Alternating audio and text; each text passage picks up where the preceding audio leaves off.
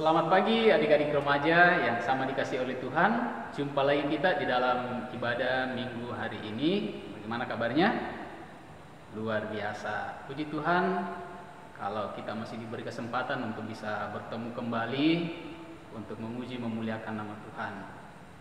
Mari kita siapkan hati kita dan kita angkat satu pujian yang berkatakan bertemu dalam kasih-Nya.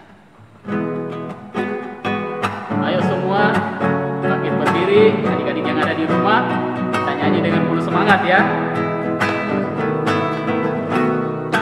Bertemu dalam kasih-Nya, berkumpul dalam anugerah-Nya, bersuka cita semua di dalam rumah Tuhan. Bertemu dalam kasih-Nya.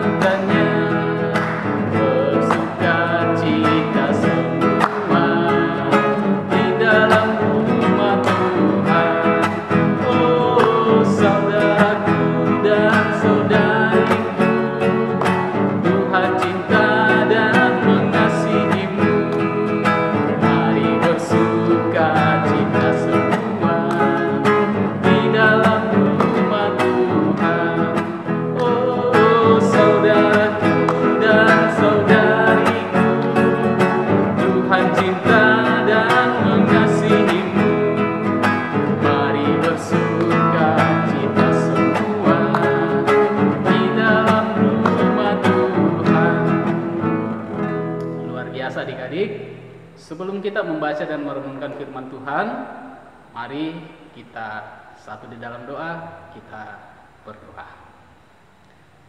Bapa di surga, kami bersyukur kepadamu pada hari ini, hari yang Tuhan kuduskan, di mana kami anak-anak remajamu boleh datang lagi menghadap hadirat-Mu dalam ibadah singkat kami hari ini. Ya Bapa, persiapkan hati dan pikiran kami untuk membaca dan merenungkan kebenaran firman-Mu. Biarlah firman-Mu yang akan kami renungkan bersama-sama pada hari ini boleh berkenan di dalam hati dan pikiran kami, menjadi pedoman di dalam langkah kehidupan kami dimanapun kami berada. Terima kasih Bapa di surga, ampuni salah dan dosa kami, dalam nama Tuhan Yesus kami berdoa. Amin. Baik adik-adik remaja, mari kita mempersiapkan Alkitab kita. Kita akan buka firman Tuhan dalam Roma pasal 1 ayatnya yang ke-16 sampai ayatnya yang ke-17. Roma pasal 1 ayat 16 sampai ayatnya yang ke-17. Baiklah, silakan adik-adik mengikuti di dalam hati. Saya akan bacakan buat kita sekalian. Injil itu kekuatan Allah. Sebab aku mempunyai keyakinan yang kokoh dalam Injil, karena Injil adalah kekuatan Allah yang menyelamatkan setiap orang yang percaya. Pertama-tama orang Yahudi, tetapi juga orang Yunani. Sebab di dalamnya nyata kebenaran Allah yang bertolak dari iman dan memimpin kepada iman, seperti ada tertulis, orang benar akan hidup oleh iman. Haleluya. Puji Tuhan, demikian bacaan kita pada hari ini adik-adik. Ini akan menjadi renungan kita dan bertitik tolak dari ayat yang ke-16.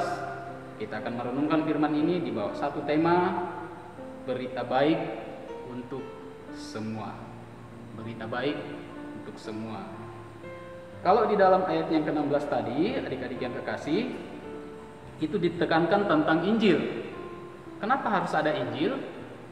Nah, ini pertanyaan buat kita sekalian. Di dalam perjanjian baru adik-adik, ada 4 kitab Injil yang kita kenal. Bisa disebutkan? Pertama adalah Injil Matius, kemudian Injil Markus, Injil Lukas, dan Injil Yohanes. Nah, mari kita sama-sama belajar tentang keempat kitab Injil ini. Yang pertama, kita melihat latar belakang kenapa ada keempat kitab Injil ini.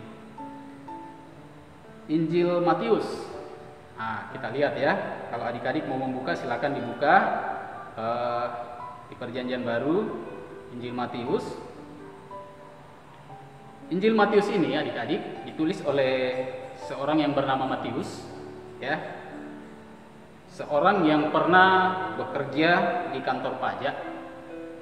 Dan awalnya ketika Yesus memanggil dia, itu namanya bukan Matius tetapi namanya adalah Lewi. Tetapi kemudian dia dikenal sebagai murid Yesus dengan nama Matius. Namanya tidak tertulis adik-adik di dalam kitab Matius ini. Namun Injil Matius ini diketahui bahwa ditulis oleh Lewi atau Matius itu nanti pada tahun 100 sampai 140 Masehi.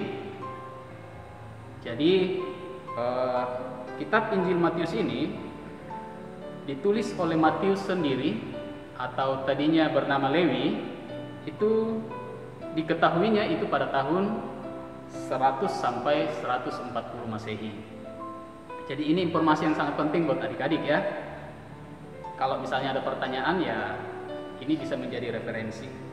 Nah itu latar belakang tentang penulis dari kitab Injil Matius. Nah kemudian untuk kitab Injil Markus, ya, penulis Injil ini adalah yang bernama Markus. Dia tidak masuk di dalam bilangan 12 murid Yesus. Namun ada bukti tertulis bahwa dia adalah penerjemah daripada Petrus. Nah, kita tahu adik-adik, Petrus itu adalah murid Tuhan Yesus yang latar belakangnya dia tidak mempunyai sekolah, tetapi dia seorang nelayan, gitu ya. Tetapi oleh karena kuasa Roh Kudus, dia kemudian menjadi seorang penginjil. Tetapi di perjalanan karirnya sebagai seorang penginjil, memberitakan kebenaran tentang Yesus Kristus, dia butuh seorang penerjemah, yaitu Markus. Nah, Markus inilah yang kemudian menulis kitab Injil ini ya. Dan Markus ini merupakan anggota awal ya, atau kelompok pertama pengikut Yesus. Jadi ketika Yesus naik ke sorga, ya bermunculanlah kemudian kelompok-kelompok yang percaya dan mengikuti Yesus. Kemudian Markus ini juga yang selalu ikut di dalam penginjilan yang dilakukan oleh Paulus dan Barnabas. Nah, itu latar belakang daripada Markus adik-adik ya. Nah, kemudian kita melihat latar belakang penulis daripada Injil Lukas. Penulis daripada Injil Lukas. Nah, penulis daripada Injil Lukas ini juga namanya adalah Lukas, tetapi dia adalah seorang dokter adik-adik. Dia adalah seorang dokter. Dia bukan orang Yahudi, tetapi dia berlatar belakang orang Yunani. Kenapa harus orang Yunani? Nah, muncul pertanyaan gitu ya. Kenapa harus digarisbawahi orang Yunaninya? Karena memang pada waktu itu orang Yunani ini adalah orang yang tidak mengenal Tuhan. Orang yang lebih banyak menyembah berhala, menyembah dewa gitu ya. Dewa matahari, dewa kesuburan, dewa api dan lain-lain. Artinya Tuhannya orang Yunani itu adalah dewa-dewa. Tetapi dokter Lukas ini ya, kemudian dia sudah bertobat, mengenal Yesus dan dia mengikut Yesus. Dia seorang dokter, dia juga banyak menyelidiki tentang fakta-fakta kehidupan Yesus dan penginjilannya. Ia mencatat dengan cermat, ya. Dia mencatat dengan cermat dan menuliskan nama-nama orang dan tempat yang penting di dalam kitab Lukas tersebut. Dan dokter Lukas ini selalu ikut di dalam perjalanan penginjilan Paulus, dan dia juga kemudian menuliskan kitab Kisah Para Rasul. Nah, adik-adik ya. Jadi kalian harus tahu bahwa ternyata kitab Para Rasul itu ditulis oleh dokter Lukas. Ya, dokter Lukas. Nah, kemudian Injil yang terakhir yaitu Injil Yohanes, ya. Kita ketahui bahwa Injil Yohanes ini ditulis sendiri oleh Yohanes. Yohanes adalah salah satu murid Tuhan Yesus, dan dia adalah murid yang dikasihi. Ya, ada istilah kalau misalnya ada pertanyaan, siapakah murid yang dikasihi oleh Tuhan Yesus? Ya, pasti jawabannya adalah Yohanes.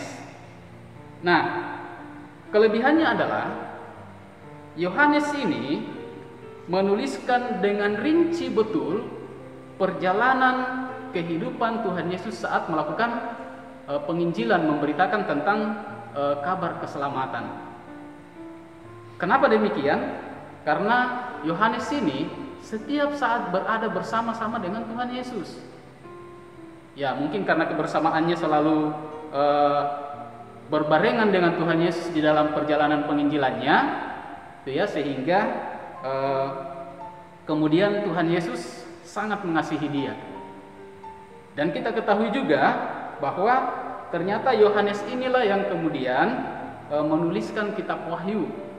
Jadi ketika Yohanes itu berada di pengasingan sebuah pulau yang namanya Pulau Patmos, di situ kemudian dia mendapatkan wahyu, ya, wahyu dari Tuhan, lalu dia menuliskan wahyu itu, dan itulah yang dikenal di dalam Alkitab, kitab terakhir daripada Alkitab itu, yaitu kitab Wahyu. Nah, Yohanes ini pun juga kemudian banyak menuliskan, dan dari sini kita bisa mengetahui, di Injil Yohanes ini kita bisa mengetahui bahwa begitu banyak orang yang mau menjatuhkan dan menjebak Tuhan Yesus dengan pertanyaan-pertanyaan yang bisa menjatuhkan Tuhan Yesus. Karena pada waktu itu ahli-ahli Taurat dan orang-orang Farisi itu seakan-akan terdesak dengan kehadiran Tuhan Yesus, sehingga dia mencari kesalahan, dia membuat suatu pertanyaan-pertanyaan yang kemudian bisa menjebak dia katanya, lalu menangkap Tuhan Yesus. Namun kalau kita lihat di dalam tulisan Yohanes atau di dalam Injil Yohanes ini, di situ semua pertanyaan-pertanyaan yang menjebak yang ditujukan kepada Tuhan Yesus itu bisa dijawab dengan benar. Nah, adik-adik yang kekasih, mari kita melihat garis besar daripada setiap kitab Injil. Nah, pertama dari Injil Matius. Ya, pertama dari Injil Matius. Injil Matius ini tulisannya diawali dengan silsilah Yesus. Kenapa diawali dengan silsilah Yesus? Ternyata bahwa pada waktu itu orang Yahudi itu sangat berharga ketika dia membaca sebuah surat itu diawali dengan silsilah.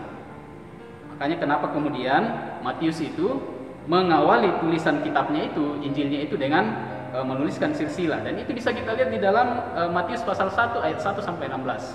Adik-adik ya. Kemudian Injil Matius ini terdiri dari 28 pasal. Ingat itu ya adik-adik, 28 pasal. Lalu di dalam Injil Matius ini juga ada 3 kejadian yang sangat penting. Ya, bukan berarti bahwa tidak ada kejadian yang penting yang lainnya, tetapi ada 3 kejadian yang sangat penting yang perlu digarisbawahi. Yang pertama adalah kedatangan orang Majus dari timur.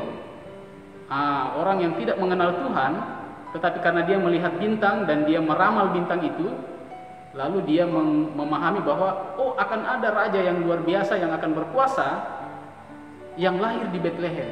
Lalu kemudian mereka mengikuti bintang itu dan menemukan bayi Yesus di dalam kandang domba. Kemudian yang kedua, bayi Yesus dibawa lari ke Mesir. Kenapa dibawa lari ke Mesir? Karena pada waktu itu Herodes sangat marah, ya, dan ingin membunuh bayi itu, karena Herodes tidak mau disaingi sebagai seorang raja yang berkuasa waktu itu. Terus hal yang ketiga adalah pembunuhan anak laki-laki di Bethlehem. Ini yang dilakukan oleh Herodes sendiri.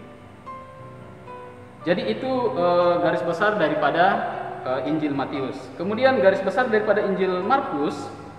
Injil Markus ini tulisannya itu diawali dengan nubuat mengenai Yohanes Pembaptis, adik-adik ya. Di dalam kitab Yesaya pun juga di situ sudah dinubuatkan, sudah diceritakan bagaimana Yesaya kemudian bernubuat akan muncul seorang yang berseru-seru di padang gurun, luruskan jalan buat Tuhan. Gitu ya.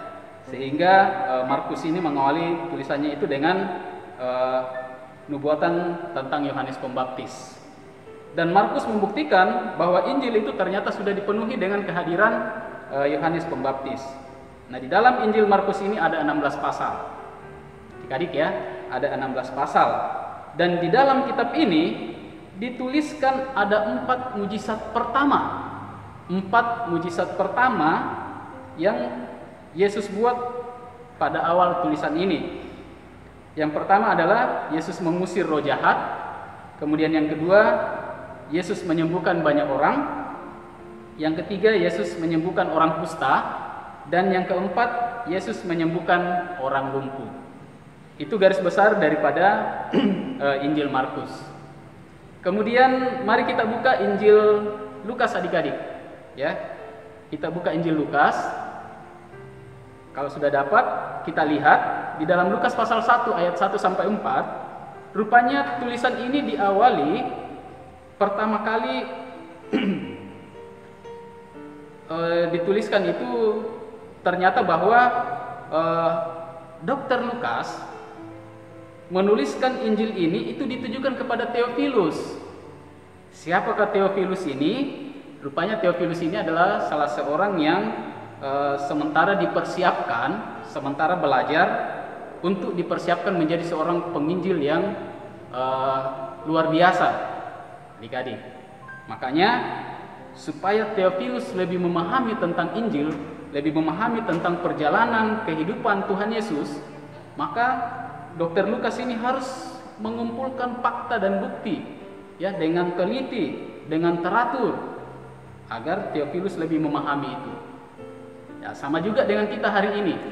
Saya menyampaikan referensi-referensi ini mengenai Injil supaya adik-adik lebih paham bahwa oh ternyata Injil seperti ini, Injil ditulis oleh siapa, kemudian apa garis besar daripada Injil itu, berapa pasal dalam setiap kitab Injil. Nah, ini juga adalah referensi yang luar biasa kalau menurut saya buat adik-adik, gitu ya, supaya bisa lebih banyak belajar tentang Injil. Nah, jika kita perhatikan pada pasal yang kedua di dalam Injil Lukas, ternyata pasal yang kedua ini hampir mirip dengan Injil Matius, gitu ya, di dalam Matius. Cuman memang di dalam kitab Lukas pasal 2 ini yang menjadi tambahannya adalah di situ lebih dirinci tentang cerita mengenai palungan, ya, cerita mengenai malaikat, kemudian cerita mengenai para gembala ketika Tuhan Yesus itu lahir. Nah, yang terakhir adik-adik adalah Injil yang keempat, yaitu Injil Yohanes. Tulisan yang pertama Yohanes ini diawali dengan kata firman yang menjadi manusia. Firman yang menjadi manusia. Kenapa Yohanes menuliskan ini? Yohanes ingin memperkenalkan bahwa Yesus itu sebagai firman. Ya, Yesus itu sebagai firman yang kemudian menjadi manusia dan mau tinggal bersama-sama dengan manusia. Jadi Yohanes mau menuliskan dan memperkenalkan kepada manusia bahwa Yesus itu adalah firman Tuhan yang turun dari sorga, mau hidup bersama-sama dengan manusia. Itulah sebabnya dia harus menjadi manusia dalam wujud Yesus. Ini yang ditekankan oleh Yohanes, supaya setiap orang yang membaca Injil Yohanes ini bisa memahami bahwa oh ternyata Yesus itu adalah firman. Nah, di dalam kitab Yohanes ini ada 21 pasal, ya adik-adik, tolong diingat itu ada 21 pasal, dan keistimewaan daripada Yohanes dalam tulisannya adalah dia mampu mengutip kalimat-kalimat langsung yang disampaikan oleh Tuhan Yesus. Kenapa? Karena dia hadir langsung bersama-sama dengan Tuhan Yesus. Dia mengutip itu, dan itu bisa kita lihat di dalam Yohanes pasal 3 ayat 1 sampai 15. Yohanes pasal 3 ayat 1 sampai 15. Bagaimana Yohanes kemudian menuliskan yang menjadi percakapan-percakapan antara Tuhan Yesus dengan murid-muridnya, Tuhan Yesus dengan ahli-ahli Taurat dan orang-orang Farisi. Nah, ini semua adalah kabar baik. Injil ini adalah kabar baik. Adik-adik remaja, kalau mau mengenal pribadi Yesus yang lebih dalam, maka pelajarilah Injil, bacalah Injil. Karena dengan demikian adik-adik akan memahami. dan berdoalah kepada Tuhan, mohon kuasa Roh Kudus untuk menuntun. Karena adik-adik remaja ini adalah adik-adik yang sudah beranjak dewasa, sudah diberi pemikiran yang dewasa, yang mampu untuk memahami dan mengerti ketika membaca dan merenungkan firman itu. Jadi saya harap adik-adik, mari kita rajin selalu membaca firman Tuhan, utamanya keempat kitab Injil ini. Demikian firman Tuhan. Amin. Ya, baik adik-adik, setelah kita bersama-sama mendengarkan firman Tuhan hari ini, mari kita menyatakan tanda ungkapan syukur kita melalui persembahan yang akan kita berikan untuk menunjang pelayanan kita di dalam persekutuan remaja pada hari ini. Kita angkat satu kidung pujian, syukur bagimu Tuhan. Ayo sama-sama kita nyanyikan ya, adik-adik yang ada di rumah.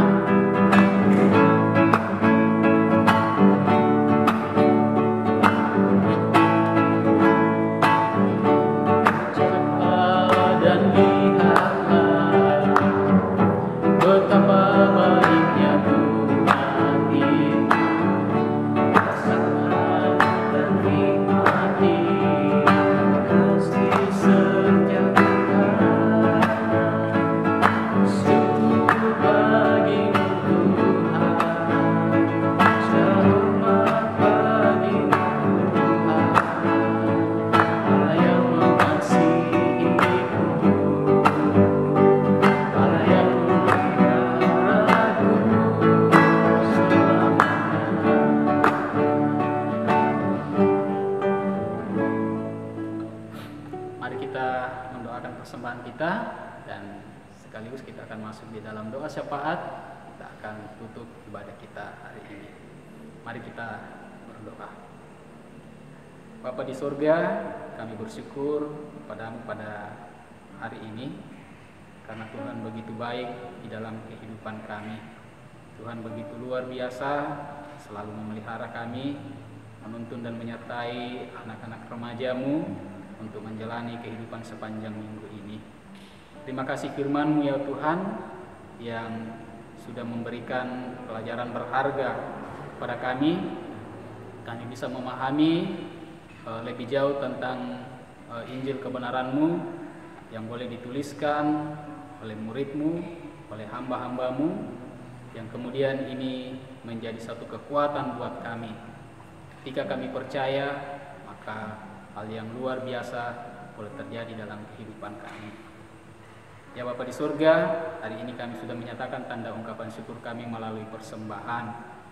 Terimalah persembahan ini Bapa, biarlah persembahan ini boleh berguna di tengah-tengah pelayanan persekutuan remaja di Jemaat PAUD Wasponda. Kami berdoa ya Bapa untuk setiap berkat-Mu yang boleh kami terima di dalam kehidupan kami. Kami mohon kepadamu, ajarkan kami untuk mensyukuri dan mempergunakan berkat-berkat itu seturut dengan kehendak Tuhan sendiri. Kami menyerahkan ke dalam tangan kuasa-Mu Tuhan kehidupan anak-anak remaja-Mu untuk menjalani kehidupan sepanjang hari ke depan ini di dalam tugas dan tanggung jawab mereka. Mungkin saat ini mereka juga lagi mempersiapkan diri untuk belajar.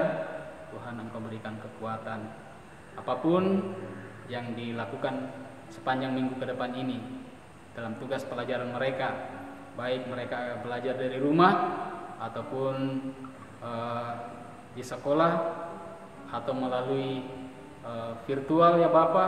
Kami percaya bahwa semuanya itu berguna bagi anak-anak remaja-Mu.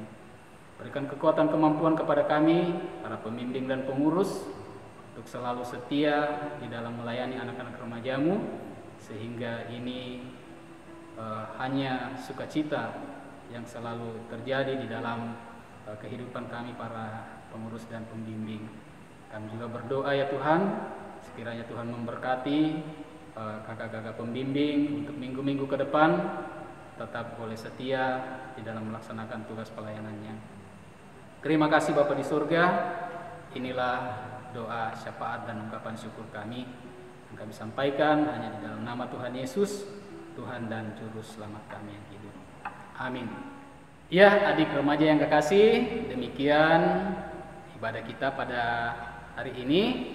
Satu pesan dari kami ya bagi adik-adik remaja, tetap setia di dalam menjalani kehidupan yang boleh kita alami saat ini, utamanya dalam masa pandemi ini. Ya mungkin banyak yang terganggu, mungkin banyak yang sudah bosan di rumah, sudah mau jalan-jalan kemana. Ya, pesan dari kami tetap mengikuti aturan yang ada, tetap rajin cuci tangan. Kalau pergi ke tempat-tempat ramai atau ke tempat ke pasar atau ke sekolah misalnya, jangan lupa pakai masker ya. Jaga kesehatan sehingga semuanya bisa berjalan dengan baik, dan semoga Tuhan berkenan buat kita, tidak ada yang sakit, tetap sehat semua. Semangat, selamat hari Minggu, Tuhan Yesus memberkati. Salam.